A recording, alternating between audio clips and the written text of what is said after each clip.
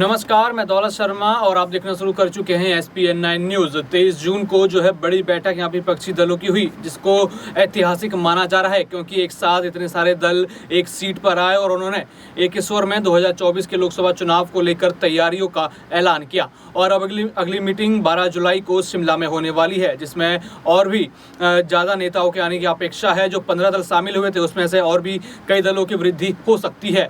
इस पूरी मीटिंग के बाद जो है प्रेस कॉन्फ्रेंस हुई, जहाँ पे प्रेस कॉन्फ्रेंस में तो सब नेता साथ दिखाई दिए, लेकिन कहीं ना कहीं जब ये मीटिंग चल रही थी, जब एक स्टेटमेंट एक दूसरे पर देना था, तो कहीं ना कहीं यहाँ बहस दिखाई दी। और ये बहस दिखाई दी अरविंद केजरीवाल, वसीम उमर अब्दुल्ला और कांग्रेस के बीच, क्योंकि ये सारा मामला अध्यादेश को लेकर अटका हुआ है और लगातार अरविंद केजरीवाल अध्यादेश को लेकर प्रमुखता से चल रहे हैं। और इस मीटिंग से पहले भी उन्होंने बात की थी कि अगर हम ये मीटिंग जो विपक्षी कर रहे हैं तो इसमें अध्यादेश को सबसे पहले रखा जाए, क्योंकि जो सबसे बड़ी समस्या चुनाव से भी ज़्यादा बन सकती है, ये अध्यादेश बन सकती है, क्योंकि भारतीय जनता पार्टी दूसरे विपक्षी नेताओं के मुख्यमंत्रियों को काम नहीं करने देगी और ना ही किसी राज्य में उनके नेताओं की चलने देगी। और वो लगातार राज्यपाल को भेजकर कहीं ना कहीं दिल्ली सरकार के भी काम अटका रहे हैं और आगे आने वाले राज्यों में अभी वो काम अटकाएंगे। तो कहीं ना कहीं ये पेच जो है अरविंद केजरीवाल के अध्यादेश पर अटकता हुआ नजर आ रहा है, जिस पर उनकी कई लोगों से बहस हुई और प्रेस कॉन्फ्रेंस में भी वो नहीं बैठे। वैसे तो विपक्ष का गठबंधन जो है हुंकार भर चुका है 2024 के लिए और लगातार नई रणनीति बना रहा है। और अगली रणनीति जो है शिमला में बनाई जाएगी 12 जुलाई को, जिसको लेकर तैयारियां भी तेज हो चुकी हैं और दलों में वृद्धि हो सकती है।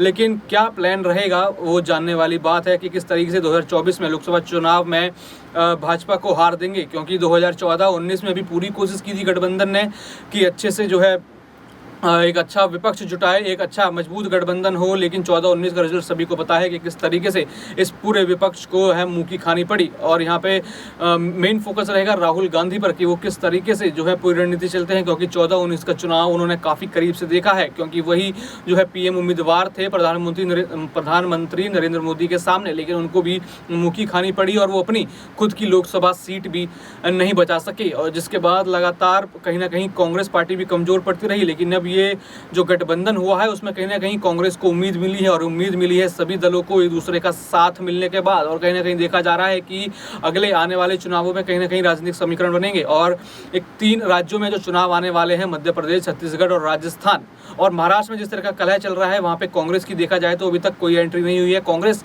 हमेशा बयान देने से हट रहा है, लेकिन कांग्रेस लगातार मध्य प्रदेश, छत्तीसगढ़ और राजस्थान पे अपनी नज़र बनाए हुए है, क्योंकि अगर ये उन्होंने नॉर्थ बेल्ट अगर ये जीत लिया, जिसमें छत्तीसगढ़, राजस्थान और मध्य प्रदेश शामिल हैं, तो कहीं ना कहीं 2024 के लिए उनके पास नए नेता भी तैयार हो जाएंगे और एक मजबूत पार्टी तैयार हो जाएगी। और कहीं ना कहीं जो विधानसभा का चुनाव है वो लोकसभा को इफेक्ट करेगा, क्योंकि उन दिनों काम जो है पार्टी को करना होगा और उनको अपनी रणनीति बनानी होगी कि किस तरीके से पहले विधानसभा चुनाव को टैकल करके आगे लोकसभा चुनाव तक पहुंचा जा सकता है। और इसी की पूरी रणनीति जो है गठबंधन मिलकर बना रहा है। और विधानसभा चुनावों में भी गठबंधन जो है दिख सकता है और कई पार्टियों के बीच ये गठबंधन दिख सकता है। मध्य प्रदेश में कांग्रेस और अन्य पार्टियों के बीच गठबंधन दिख सकता है, राजस्थान में कांग्रेस का कई पार्टियों के साथ गठबंधन दिख सकता है, छत्तीसगढ़ में भी कांग्रेस का कई पार्टियों के साथ यहाँ पे गठबंधन देखा जा सकता है। तो विधानसभा और लोकसभा चुनाव दोनों को मद्देनजर रखते हुए ये मीटिंग देखा जाए तो काफ़ी अहम मानी जा रही थी। और लगातार बीजेपी की टेंशन ये मीटिंग